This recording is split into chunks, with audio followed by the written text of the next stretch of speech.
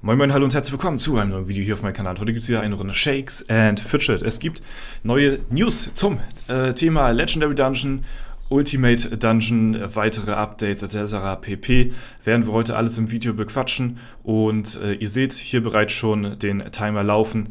Morgen um 16 Uhr startet der legendäre Dungeon exklusiv hier auf S31 und wir werden um 15 Uhr den Stream anhauen. Das heißt, ab 15 Uhr sind wir hier live auf YouTube. Schaut da gerne vorbei, wenn ihr nichts verpassen wollt und den neuen Ultimate-Modus sehen wollt, ob der was für euch ist oder nicht. Deswegen, wenn ihr nichts verpassen wollt, lasst gerne ein Abo da. Ja, folgt gerne rein. Würde mich auf jeden Fall sehr freuen, wenn wir dieses Jahr noch die 14.000 Abonnenten knacken. Das wäre auf jeden Fall ein kleines Weihnachtsgeschenk, was ihr mir geben könnt. Da würde ich mich sehr gerne drüber freuen. Jetzt kommen wir aber zu den Neuigkeiten für euch, die für euch wichtig sind, für euch relevant sind. Und zwar der Legendary Dungeon Ultimate. Ja, ist draußen, ist vor einer halben Stunde aktualisiert worden. Hier im Player Game Support Service gibt es bereits Neuigkeiten dazu. Und zwar der legendäre Ultimate. Der Legendary Dungeon Ultimate ist eine spezielle Version des regulären Legendary Dungeons. Wenn man den legendären Dungeon von der Startansicht aus betritt, hat man die Möglichkeit zu wählen, ob man den regulären Legendary Dungeon oder einen Legendary Dungeon Ultimate betreten möchte. Legendary Dungeon, geheimnisvolle Türen, fiese Monster, ja, das kennen wir alles hier, ne? Das kennen wir alles. Und dann haben wir hier unten einmal das Fenster Legendary Dungeon Ultimate. Ja, da sehen wir schon, hier haben wir eine Truhe, hier haben wir 3 Truhen. Was hat das Ganze auf sich? Hier, wenn wir mal ein bisschen ranzoomen, mal schauen, ist ein bisschen unscharf, aber das macht nichts. Nur was für besonders effiziente Schatzräuber. Erhalte aus Kisten, Monstern und Spezialräumen gleich die 3-fache Menge an Ressourcen, 3-fache Menge an Gold. Außerdem winken dir 3 legendäre Gegenstände, nachdem du den finalen Boss im letzten Raum besiegt hast. Kosten beitreten 650 Shroomies. Ja, also wir haben hier quasi eine Zeitersparnis mit dem legendären Ultimate Dungeon und nichts mehr. Ja, nicht mehr und nicht weniger. So, was ist der Unterschied zwischen dem Legendary Dungeon und dem Ultimate Dungeon? Ja, der Legendary Dungeon Ultimate wird genauso wie der reguläre Legendary Dungeon gespielt, allerdings muss man einen bestimmten Eintrittspreis zahlen, um ihnen beitreten zu können. Vorteile des Legendary Dungeon Ultimate: 3-fache Menge an Ressourcen, ja, außer Segen, Flüche, Schlüssel, 3-fache Menge an Gold. Okay, anstatt aus Kisten 15 müssten es jetzt dann 45 Millionen sein. 3 legendäre Gegenstände, wenn der Endboss besiegt wurde. Belohnungsübersicht. Man kann direkt in der Belohnungsübersicht entscheiden, ob man einen Gegenstand behalten oder verkaufen möchte. Ja, das ist hier auch neu. Gucken wir nochmal ein bisschen genauer hin. Belohnung Ultimate. Du hast 3 Gegenstände gefunden. Entscheide, was du mit ihnen machen möchtest, bevor du weitergehst. Heftiger Hammer der epischen Superkräfte. Einpacken oder verkaufen. Braucht man nicht mehr aus dem Legendary Dungeon quasi rausgehen, alles einpacken, alles verkaufen. Also auch 3 Gegenstände direkt hier. Das, ist schon ganz nice auf jeden Fall. Es erspart sehr, sehr viel Zeit. Meine persönliche Meinung dazu: sollte man sich das holen, sollte man da beitreten oder nicht? Wenn man sich das mal so runterrechnet, bezahlt man, wenn man das durch 3 nimmt, 650, 216 Pilze, plus minus 0, pro Run. Das klingt erstmal durchschnittlich für einen Run. Wenn man sich bedenkt, damals oder die letzten Runs, da habe ich so auch im Schnitt zwischen 150 und 300 bezahlt. Also würde ich sagen, wird hier vielleicht so die goldene Mitte vielleicht genommen, so ein bisschen. Allerdings dürft ihr da nicht vergessen, dass man sich auch immer noch wiederbeleben muss. Das schließt nicht aus, dass man quasi 650 Pilze bezahlt und dann da durchkloppt und man sich kostenlos reviven kann.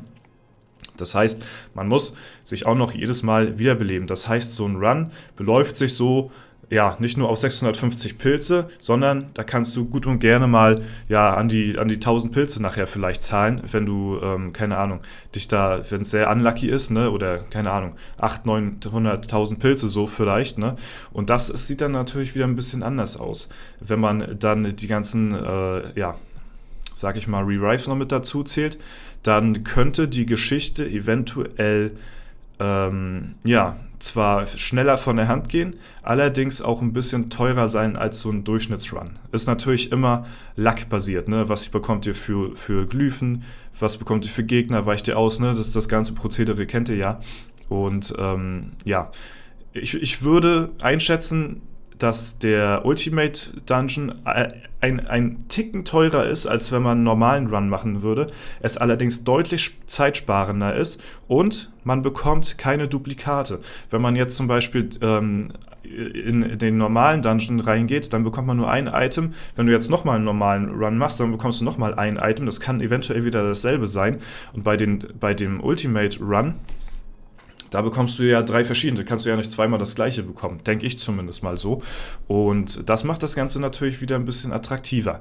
Ne? Deswegen, Fazit davon, müsst ihr selbst wissen. Ich werde es auf jeden Fall mal testen. Ich werde schauen, wie das Ganze sich verhält, ob sich das lohnt. Und das werden wir morgen gleich live im Stream machen. Wir werden ein paar Ultimate Runs auf meinen Main gleich machen zum Start des neuen Legendary Dungeons. Deswegen, wen das interessiert, auf jeden Fall einschalten.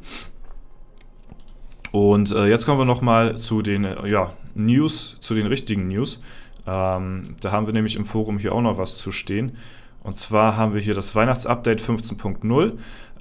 Hat jemand ein Weihnachtsupdate bestellt? Mit 15.0 öffnet der Legendary Dungeon am 16.12. Um 16 Uhr wieder seine Pforten. Neben vertrauten Gegnern erwarten euch noch frostige Monster, die dir das Weihnachtsfest zu vermiesen gedenken. Zusätzlich wart ihr scheinbar besonders artig in diesem Jahr, sodass neue legendäre Gegenstände von euch erspielt werden können. Schaut euch jetzt den offiziellen Teaser an. Den habe ich zum Beispiel noch gar nicht gesehen. Können wir uns auch sehr gerne mal reinziehen gleich zusammen. Falls ihr den noch nicht gesehen haben solltet, könnt ihr den euch natürlich vorher sehr gerne anschauen und dann meine Reaktion dazu. Ne? Aber ich werde es mir jetzt gleich im Video live hier anschauen.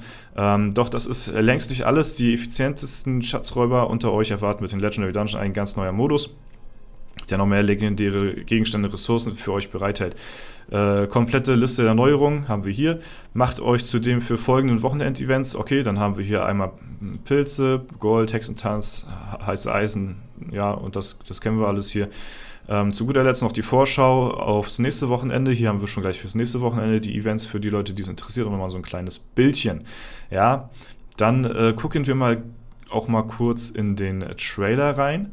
Und danach, nach dem Trailer, gehen wir nochmal ganz kurz, heute viel los, gehen wir nochmal in die Producer Note. Ja, das ist auch nochmal, da möchte ich auch nochmal ganz kurz drauf eingehen, das kam gestern auch raus. Ist vielleicht auch nochmal ganz interessant für den einen oder anderen. Gleich erstmal ein Like da lassen, die Trailer sind immer besonders geil. Und ja, wer das Ganze nicht sich anschauen möchte, sondern selbst sich angucken möchte, der sollte vielleicht jetzt ein bisschen vorspulen.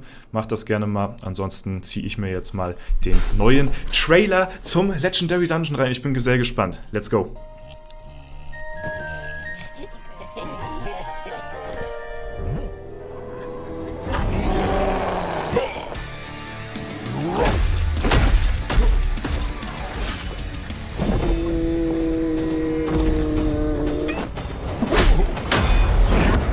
Das kennen wir bereits. Oh, das ist neu. Stopp, ich muss kurz stoppen. Da muss ich mal kurz, da muss ich mal kurz die Details reinziehen hier. Written Stuff, okay, da im Hintergrund, man muss immer auf die Details achten, ja, ist immer ganz, ganz wichtig. Okay, was haben wir hier noch? Kann man da irgendwas lesen noch? Nee. More Money auf jeden Fall. Schön den Sack Geld hier auf dem Tisch. Geil, geil, geil, geil. Endlich neues Zeug, Mann. Heftig. Keiner will Verantwortung übernehmen. Nice, Mann. Neuer Trailer.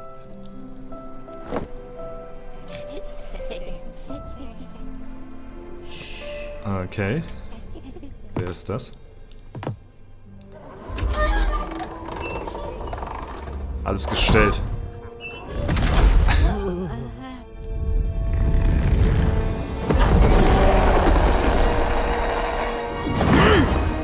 Oha.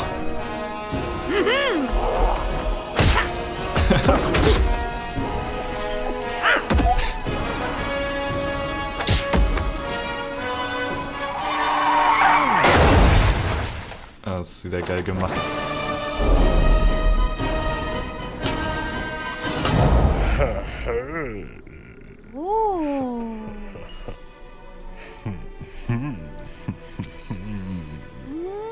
So eine Schmalzlocke. Was? Not who you think? Okay. Romeo und Julia hier.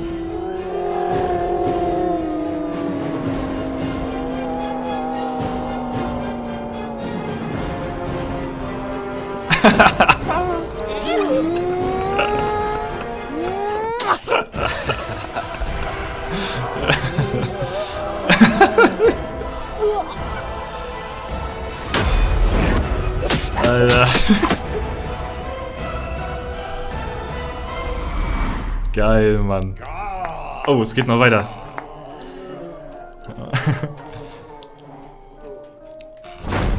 Ey, absolut heftiger Trailer.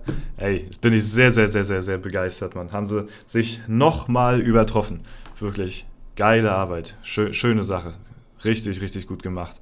Sehr, sehr, sehr, sehr cool. Ja, also wird von Mal zu Mal lustiger. Also die Trailer immer für mich mein persönliches Highlight hier beim Legendary Dungeon. Ultra nice, ja. Sehr schön. Muss ich mir nachher noch einen kleinen Kommentar auch nochmal ausdenken hier. Ziemlich, ziemlich nice, das Ganze. Ja, schreibt mir gerne mal in die Kommentare, was ihr dazu sagt. Also ich finde es wirklich sehr, sehr gut gemacht. Sehr schön gelungen. Ja, zu guter Letzt kommen wir nochmal zu den Producer Notes. Die kamen gestern auch raus, da wollte ich heute auch nochmal drauf eingehen. Für die Leute, die kriegen das ja, ne, die ja mit dem Forum Discord so nichts zu tun haben, sondern nur Ingame spielen, da kommt ja so eine Post nicht. Deswegen auch für euch nochmal so ein kleines Statement bezüglich der letzten Wochen, der aktuellen Situation rund um Shakes. Und ist vielleicht auch für den einen oder anderen ganz interessant. Habe ich mir jetzt aber ganz zum Ende gelassen, weil vielleicht manche Leute das nicht interessiert. Die können sehr gerne abschalten. Mit dieser Producer-Note möchten wir euch einen Einblick in unsere Strategie für Shakes & Fidget geben. Unser Ziel für die nächsten Jahre ist es, Shakes & Fidget zu modernisieren. Neue Spieler sollen einen einfacheren Spieleinstieg erhalten, indem wir sie besser anleiten und Spielinhalte besser erklären, inklusive Balancings. Alte Features werden überarbeitet, um sie unterhaltsamer und abwechslungsreicher zu gestalten. Nicht nur für Anfänger, sondern auch für gestandene Spieler. Immer mehr Spieler spielen auf mobilen Endgeräten, weshalb wir beabsichtigen, das Spielerlebnis für die Spieler zu optimieren. Das bedeutet aber nicht, dass wir die Browser-Version oder die Steam-Client außer Acht lassen. Dungeon-Überarbeitung. Ein gutes Beispiel bezüglich der Modernisierung von Shakes & Fidget ist die Überarbeitung des Dungeons. Das Feature sollte optisch ansprechender, transparenter, verständlicher und neue Spielinhalte hinzugefügt werden. Die Dungeon-Übersicht und die Dungeon-Karte wurden optisch überarbeitet. Dort befinden sich nun Gebäude, die sich an Thema der Dungeon-Monster orientieren. Alle Dungeons funktionieren nun nach dem gleichen Schema. Sie haben 10 Etagen und keine speziellen Funktionalitäten. Die speziellen Dungeons haben ihren eigenen Bereich in der Dungeon-Übersicht erhalten. Fand ich auch ist erst gewöhnungsbedürftig gewesen, aber so auch jetzt auf W60 merke ich das halt, ne, man muss halt nirgendwo mehr nachschauen, was man für was braucht, wie man was freischaltet, weil das ist gleich tutorialmäßig alles übernommen worden von dem Spiel selbst. Sehr gut gemacht auf jeden Fall.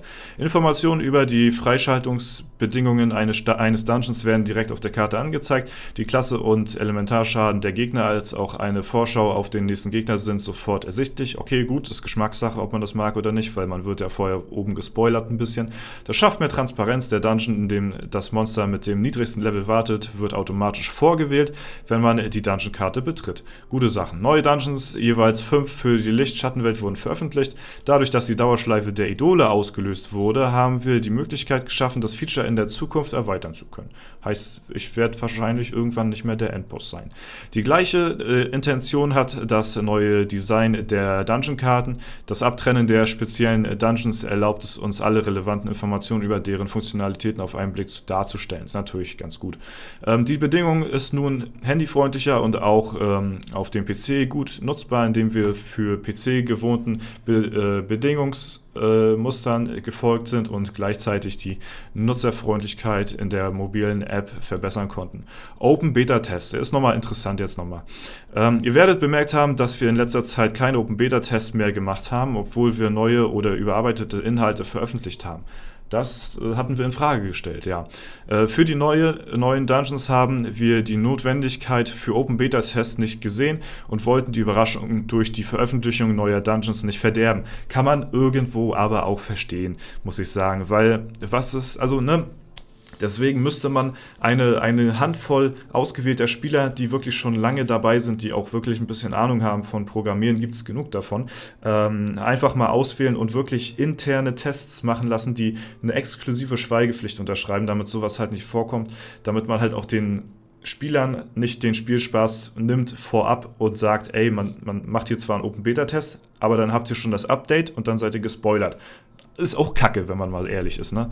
Wie dem auch sei, wir haben gelernt, dass es nicht in jedem Fall die beste Entscheidung war, auf Beta-Tests zu verzichten, zum Beispiel beim Rebalancing des Druiden.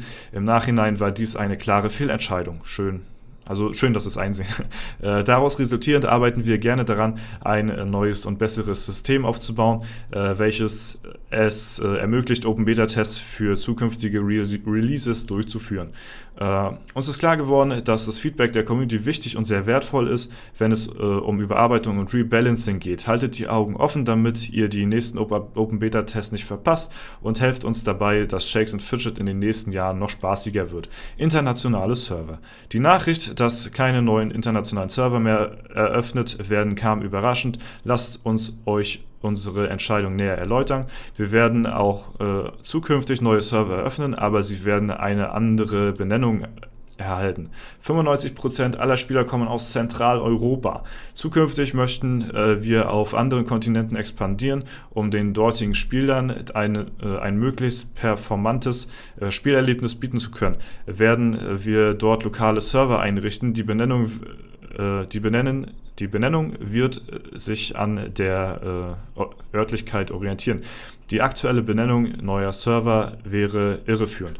Ja, also für krass erstmal, aber war ja schon fast klar, 95% der Spieler befinden sich in Europa und der Rest halt außerhalb. Ne? Es gibt nicht viele Server beziehungsweise Spieler, die das Spiel so außerhalb von Europa zocken. Ganz, ganz wenige.